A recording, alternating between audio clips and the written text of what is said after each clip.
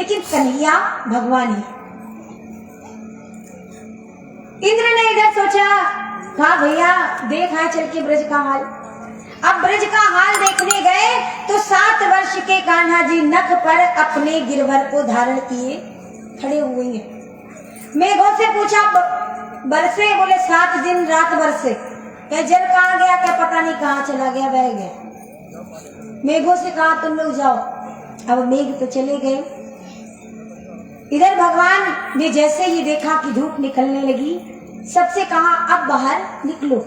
सब बाहर निकल गए और भगवान ने जैसे गिरवर को उठाया वैसे ही गिरिराज जी को पुनः उसी स्थान पर स्थापित कर दिया। जैसे ही स्थापित किया, अब सारे ग्वाल बाल जो कन्हैया के साथ खेलते थे, अब तो भगवान जी को प्रणाम कर करके सब इतने से उतने कोना पकड़ के भाग रहे। भगवान बोले कहा है क्यों भैया, आप जी हमें प्रणाम काय को कर रहे? बोले ले लाला, हमसे कोई गलती हुई तो क्षमा कर देता है, हम तो भूल गए कि तेने जैसे पैदा होते हुए के साथ में पूतना मार डाली, हमने सोची धक्का खाए के मर गई। तेने तृणावर्त मारो, हम सोचे कि आंधी तूफान आयो होएगो, तूने बड़े बड़े असुर मार डाले और हमें यही लगो कि तेने 100 छोड़ा। लेकिन आज विश्वास है गयो कि केवल तू ग्वालानंद बाबा का छोरा ना है, तू तो भगवान है। भगवान कहने लगे भैया हम कोई भगवान ना है, आपको एक बात ना पता। जब हम सब गिरिराज जी से प्रार्थना कर रहे थे तो गिरिराज जी ने मेरे कान में आके एक बात कही कि देखो कन्हैया, एक बात ध्यान दे रही हो, मैं आपको मंत्र दे रहा हूँ, मंत्र को बोलबो प्रारंभ कर दो, फिर जितने लोग तोय देखेंगे बाकी सबकी शक्ति तेरे अंदर आ जाएगी। तो मैंने मंत्र जैसे ही पढ़ो, आप सबने प्रारंभ कर दो, मेरे को टुकुर टुकुर देख लो, और जैसे आप मुझे देखने लगे तो आप सबकी शक्ति मेरे अंदर आएगी और मैंने नक पे गिरवर उठाई लो। अब बोले वाह दारी के तू कान्हा अपनी लीलान से परेशान करे रहे, अब पता चलो कि हमारे अंदर की ताकत तो में आ गई, तभी तेने गिरवर उठाए लो और अब फालतू में तो भगवान बनाए पड़े थे। चल वापस ले ले अपने शब्द में।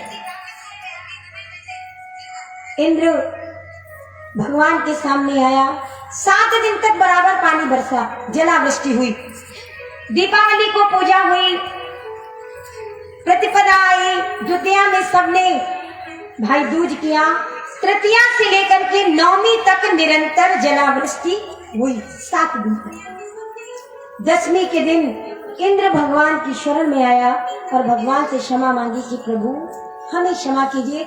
10वीं के दिन आया, 10 श्लोकों के द्वारा भगवान की दिव्य स्तुति इंद्र ने गाई। दूसरे दिन एकादशी, भगवान के पिताजी नंद जी महाराज छोटी छोटी कथाओं को छोटे छोटे उसमें लेके चलते हैं, क्योंकि भगवान के विवाह को तक हमें कथा पहुंचानी है। एकादशी का व्रत नंद बाबा रखते हैं, निराहार व्रत रखते हैं। व्रत पूर्ण हुआ, जिस समय रात्रि का समय आया, अर्धरात्रि को नंद बाबा ने सोचा कि सुबह हो गई, ब्रह्म मुहूर्त हो गया, और यह सोचकर घर से जमुना जी में स्नान करने के लिए चले गए। जैसे ही जमुना जी में स्नान करने पहुंचे तो देखा क्या कि वरुण महाराज के रात्रि का समय विश्राम का होता है। जमुना जी में डुबकी लगाई तो जितने भी पार्षद थे, जितने भी चौकीदार थे, वह आकर के वरुण महाराज के आकर नंद बाबा को लेकर चले गए।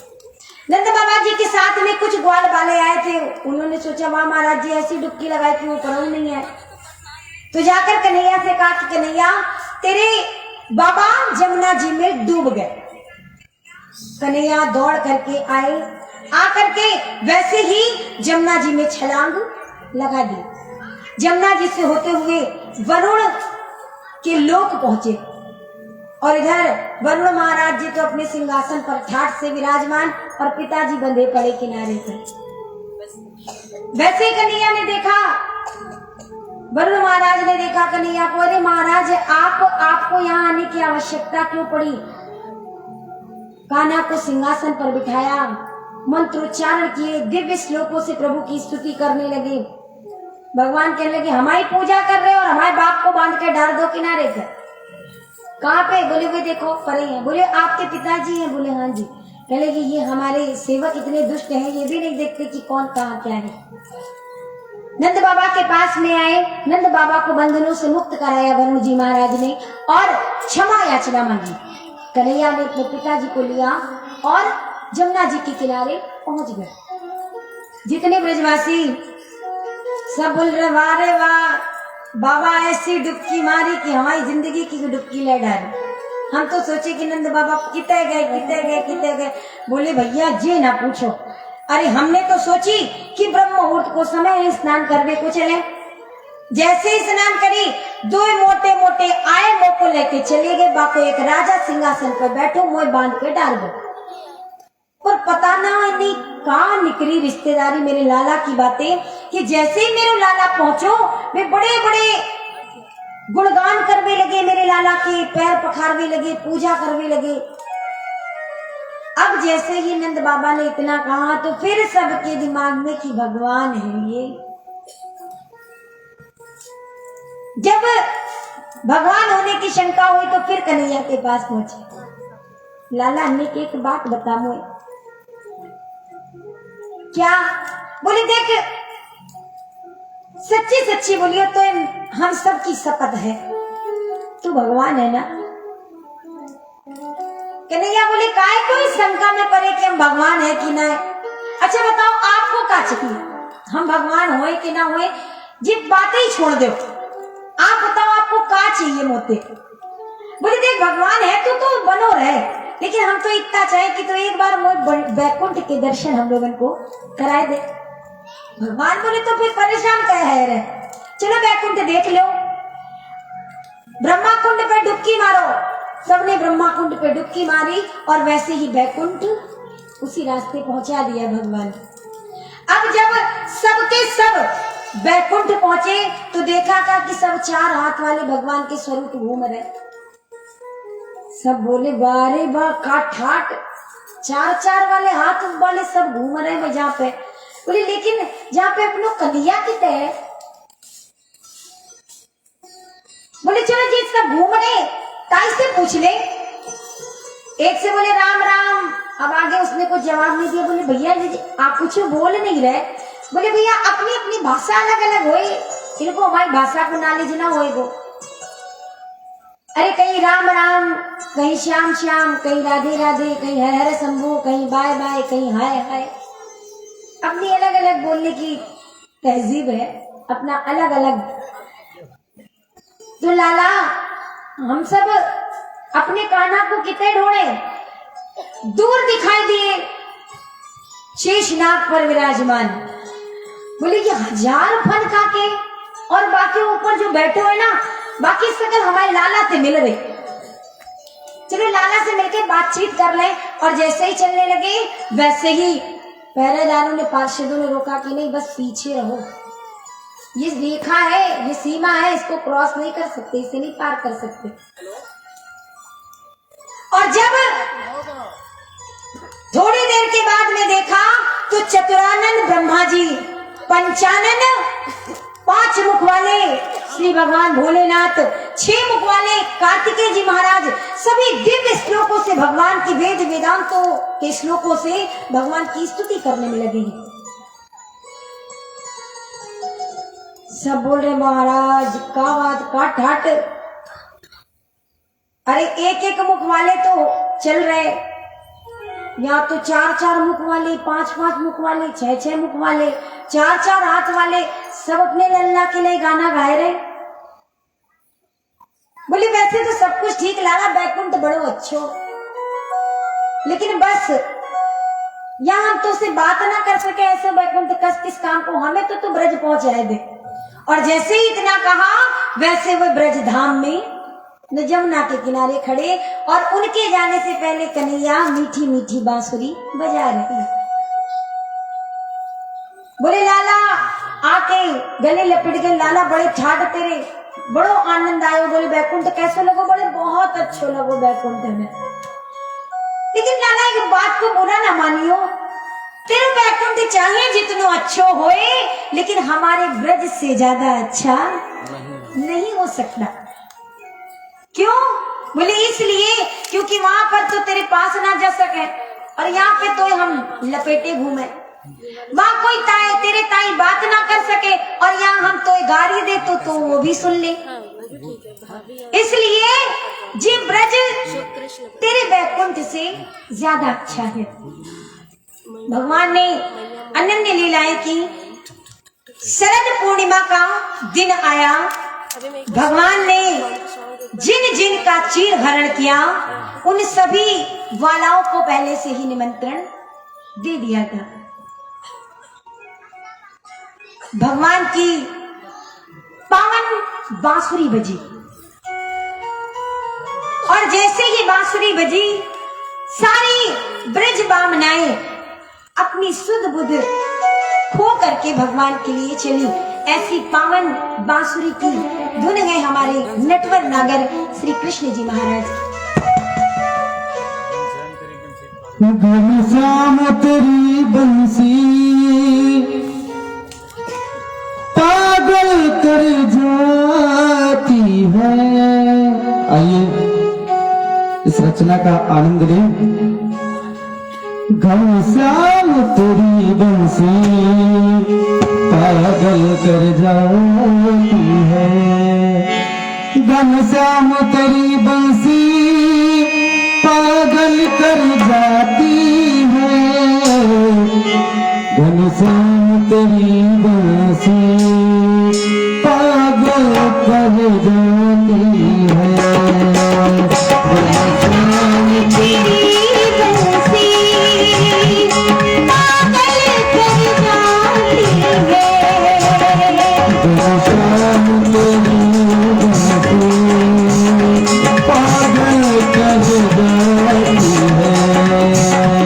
मेरे श्याम तेरी बंसी पागल कर जाती है। हरि बोल। घनश्याम तेरी बंसी पागल कर जाती है।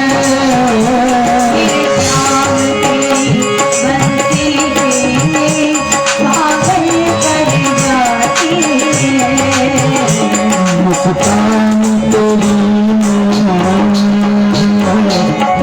मुस्कान तेरी घायल कर जाती है। मुस्कान तेरी मोहन घायल कर जाती है।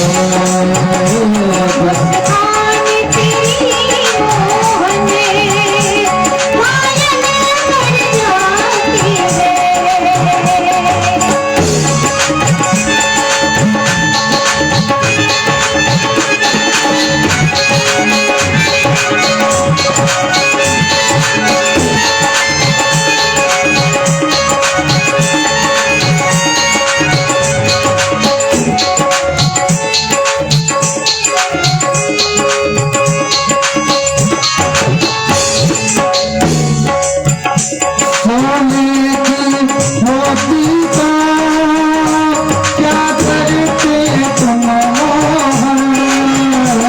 सोने की मोती को क्या करते तुम मोहन। मोती को क्या करते तुम मोहन। ये बात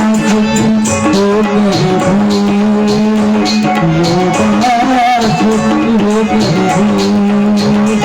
दुनिया को जाती है। श्याम तेरी बंसी पागल कर जाती है।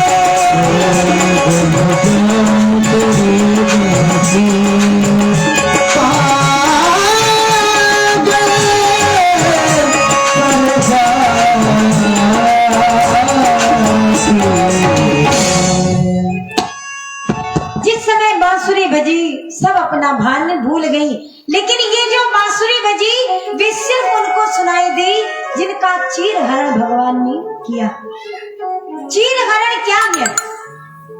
जीवात्मा और परमात्मा के बीच में जब माया का आवरण जब तक होता है तब तक परमात्मा जीवात्मा को अपने चरणों में स्थान नहीं देते। तो ये चीर माया का आवरण है। जब ये आवरण हट गया तो सिर्फ उनको ही निमंत्रण मिला जिनके अंदर ये आवरण समाप्त हो चुका। भगवान बड़ा ठोक पीट करके अपने भक्तों को अपनी शरण में लेते हैं। जितनी भी गोपिकाओं को यह धुन सुनाई दी वे अपने तन का भान भूल गए। एक गोपी गैया दोहने के लिए दोहनी लेकर बैठी और जैसे ही बंसी सुनाई दी दोहनी पटक कर भाग खड़ी हुई। कोई हलवा बना रही है, चूल्हे पर कढ़ाई चढ़ी हुई और करछी लेकर चल पड़ी। कोई काजल लगा रही है तो एक आंख में काजल और दूसरी आंख बिना काजल के चली गई। कोई अलंकार धारण कर रही है तो अपनी नाक के नथ को कान में लटकाया और पहुंच गई। कोई वस्त्र धारण कर रही है तो उल्टे सीधे कपड़े पहनकर भगवान के पास पहुंच गई। सब कुछ आज किसी के रोकने से भी ये रुक नहीं रही। क्यों? क्योंकि इन्हें अपने पति परमेश्वर परमात्मा से मिलने के लिए जाना है। एक गोपी जिसने बाहर जाना चाहा तो बाहर से कुंडी मार दी पति देवोगे, कहीं नहीं जाना है, घर में बैठो। मन में सोच रही है सारी गोपियां महारास में प्रवेश पा रही हैं, मैं यहाँ कैसे बैठ सकती हूँ। ध्यान मग्न किया, ध्यान जैसे ही लगाया वैसे ही इस त्रिगुणात्मक देह को त्याग दिया और आत्मा के रूप में उन सब के पहुंचने से पहले ही पहुंच गई। परीक्षित जी महाराज कहते हैं कि प्रभु ध्यान लगाने मात्र से एक गोपी वहां पहुंच गई। ये साधारण गोपियां? बोली ये साधारण गोपियां नहीं है। श्री राम जन्म के समय बड़े बड़े वीतराग संत दंडकारण्य में भगवान की झलक देखकर उन पर मोहित हो गए। तब भगवान ने ही उनसे यह कहा कि द्वापर युग में कृष्ण जन्म में मैं तुमको सबको अपने राम महारास में आने का निमंत्रण दूंगा, मैं तुम सबके साथ लीला रचाऊंगा। तो ये साधारण गोपियां महान संतों का स्वरूप है। अब सारी गोपियां जैसे ही पहुंची कन्हैया बोल रहे, अरे इतनी रात्रि का समय है, कहां घूम रही हो? अब बेचारी कुछ बोल नहीं रही, सर नीचे किए कि खुद निमंत्रण दिया महोदय जी ने और कह रहे कि कहा। बोले अच्छा शरद ऋतु में चंद्रमा को देखने आई हो, तो ये तो ध्यान रखते कि ये जंगल है, हिंसक जानवर यहाँ घूम रहे होंगे। सर हिलाया नहीं, हम शरद पूर्णिमा के चांद को तो हमेशा देखते हैं। जैसे ही सर हिलाया, अच्छा पति देव से झगड़ा करके आई। अरे भाई पति देव से झगड़ा हो गया तो यहाँ आने की क्या आवश्यकता थी? पति चाहे कोढ़ी हो चाहे जैसा भी हो, मगर पति परमेश्वर होता है, उसकी सेवा करो। अगर आज कह दिया तो कोई बात नहीं, खट्टपट्ट हुई कर सुलह हो जाएगी, यहाँ आने की आवश्यकता नहीं थी, जाओ। बोली नहीं इसलिए भी नहीं आए। बोले कोई आपदा ब्रज में आए नहीं, शरद पूर्णिमा का चांद देखने आई नहीं हो तो फिर, और पति से झगड़ा नहीं हुआ तो क्यों आई? बोले अच्छा मेरे प्रेम में खिंची चली आई हो। अरे कुछ लोक लाज का ध्यान रखो, रात्रि का समय है, लोग क्या कहेंगे हमसे मिलने आ गए। अरे हमारी लीलाओं का गायन करो, हमें ध्यान करो, हम सुबह शाम आपकी गलियों से निकलते तो हैं। जमीन को अंगूठे से खोदने लगी और मन में सोच रही कि अब तक नहीं बोले थे मगर अब भी नहीं बोले तो फिर ये महोदय हमको बराबर प्रवचन सुनाते रहेंगे। खुद निमंत्रण दिया, बोली सुनो कन्हैया, इसे प्रणय गीत बोलते हैं कि सुन कन्हैया तुझे ये प्रवचन देने का अधिकार है। तू गंवार ग्वाला और हम गंवार ग्वालिने, ना तुझे प्रवचन देने का अधिकार ना मैं सुनने का। और जब कोई सुनना ना चाहे तो प्रवचन तो क्या तू उसे जबरदस्ती सुनाएगा? हम यहाँ तेरा प्रवचन सुनने ना आई तो बोले फिर क्या करने आई हो? बोले हम खुद को तुम पर समर्पित करने आई हैं। हम एक भात की तरह हैं